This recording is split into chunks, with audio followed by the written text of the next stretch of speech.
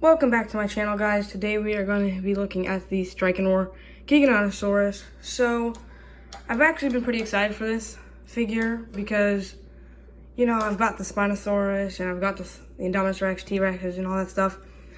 But I really like the Giganotosaurus in Dominion, and I'm finally taking it out of the box, so pretty excited about that. So before we actually cut this big girl out, we're going to take a look at the box art. So it's a standard, you know, Dominion packaging with like the logo here, big old Rexy image over there.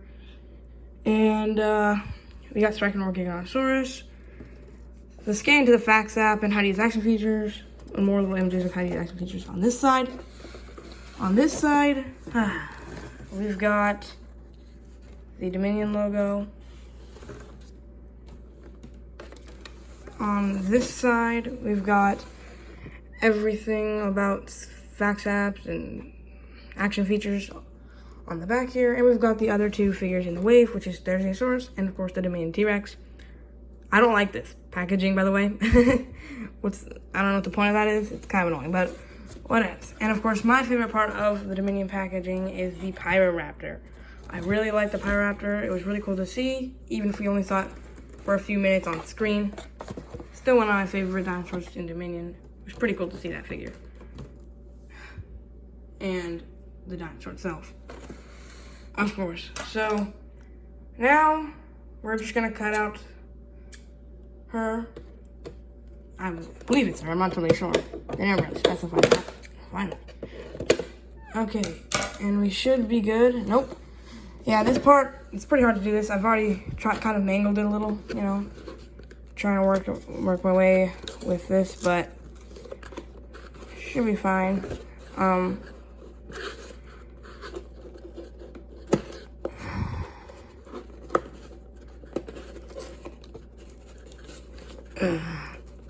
This thing is pretty stuck.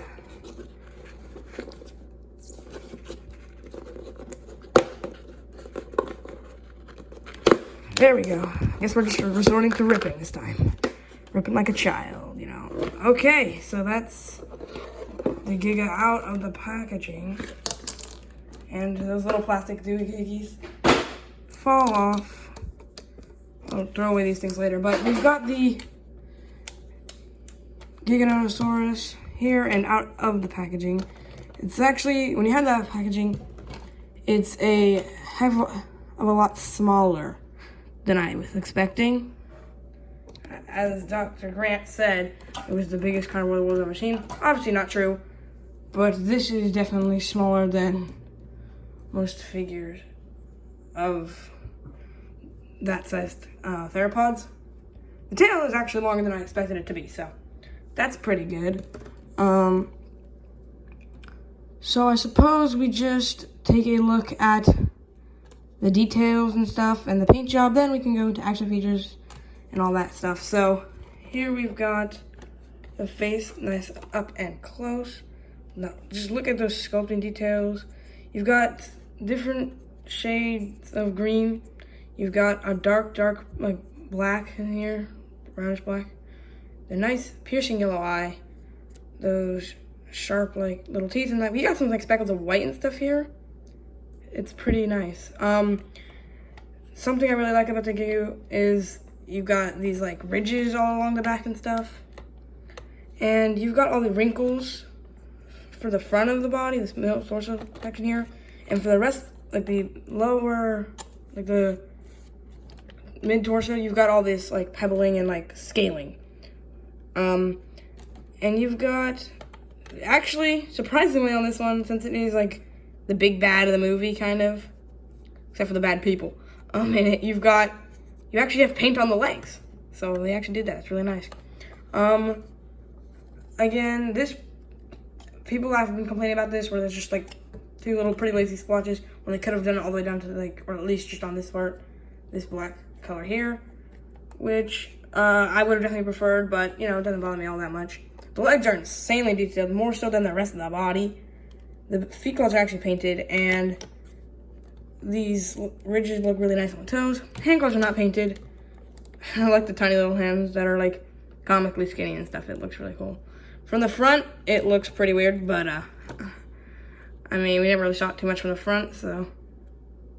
Inside that mouth, you do have a nice glossy wet tongue. It's very wide, very, I'm gonna say like gecko-like. It's like really chubby, like a tongue, and but like lots of nice texture there. The back of the throat, for some reason, it's just the base plastic.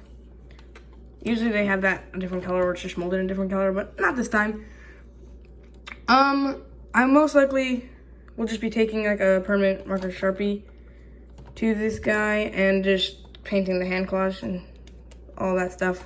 You actually do get like some scarring here, which is, I thought was kind of cool. I guess it's from the battle with Rexy and the Giganotosaurus at the end. They actually do carry the paint on into there for a ways. And then you get some white smearing and stuff, so yeah. Now taking a look at the other side of the figure. It's actually, it might be identical paint, but I'm not totally sure. I'm pretty sure it's identical to the other side, so that's a little bit unfortunate, you know, but this is the main action feature a lot of people, collectors, including myself, have been complaining about. I'll talk a little bit more when I actually do the action feature segment, but yeah, I think you can already see the problem here. But, yeah, I like the teeth and stuff on here. So I guess we can get into action features now. So we're just gonna turn it around on this side. So you have a button up here and a button down here at the bottom. So you push the top button.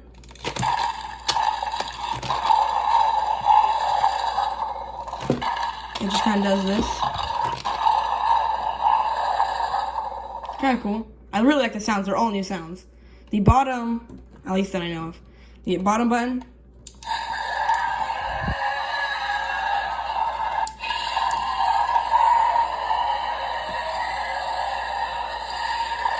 has a really long roar. You can do both together and kind of get like a chopping action. What most collectors are going to be doing, since they don't want their probably Giga to be like this, they're probably going to do what I do and kind of bring it up here. You know?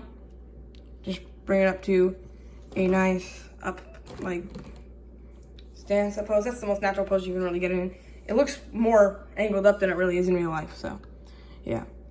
And the tail is actually, honestly, it's just articulated. Like, if you just get a nice hinge for both sides, so that's at least something. But I think you can see what I'm doing and what I'm going with this complaint about the action feature. Hopefully they never do this, Mattel doesn't do this again. At least for a figure that a lot of people have been, like, anticipating. Like the Giganotosaurus here. So, if this, you know what I really would have liked? And what they will do probably if they ever make a Hammond Collection one, which they probably will because it makes them money and stuff, but, and they're really cool, is this section here will be like on the T-Rex and it will be articulated. That's what I really wish it had. Because even on the mainline figures, they're not shy to having great articulation. Like the Indoraptor and even the Giganotosaurus has really great articulation.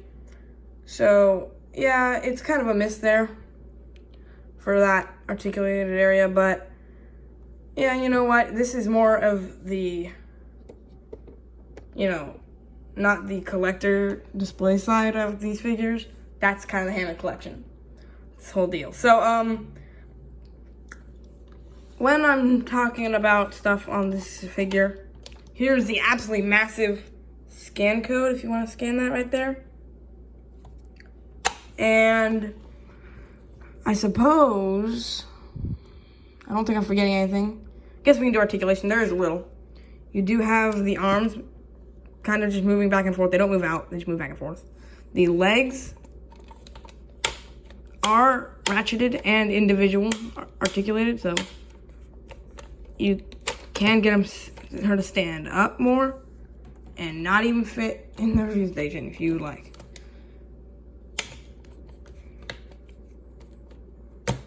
So, yeah. I suppose she goes back here and we can do some size comparisons. But first, we're going to do some measurements. But before we get into that, I just wanted to take a second to say, please, if you can find the time, of course, consider subscribing, leaving a like on this video. Really helps with the channel, and I really appreciate it. So yeah, I really love doing these toy reviews with you guys. So yeah, it'll just help out a lot. But anyways, enough of my talking of that kind of stuff. Let's talk about measurements. This figure, like I recently pointed out, it's I said it was smaller than I originally thought, but it's more slim. It's not as chunky as the Indominus Rex, but it is longer than most of them, I think. It's about, I think almost around 21 inches probably. From the snout to the end of the tail. It's approximately the long tail, I might add. To the top of the tallest spikes on the back of the head, it's about around 9 inches, so that's pretty good. It's pretty good sized dinosaur figure, you know. Now, speaking of good sized dinosaur figures, let's do some size comparisons, shall we? Let's kick it off with a not so great sized dinosaur. Here's the Velociraptor, and that's really nice. Here we have here we've got Jeep Ian inside the Jeep that's rolling away all the time. Here we have the comically short tail Spinosaurus. These guys are not going to fit my station that well, but here's the Spinosaurus. It's definitely bigger than the Giga by a lot. Shot. Here we have it compared to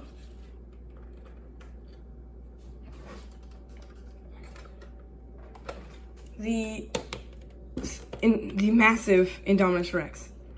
Unfortunately, mine is pretty old. I got my Indominus Rex around 2 years ago, so the head is kind of flopping down a little bit from all the weight, and the chomping action feature in the throat doesn't really work anymore.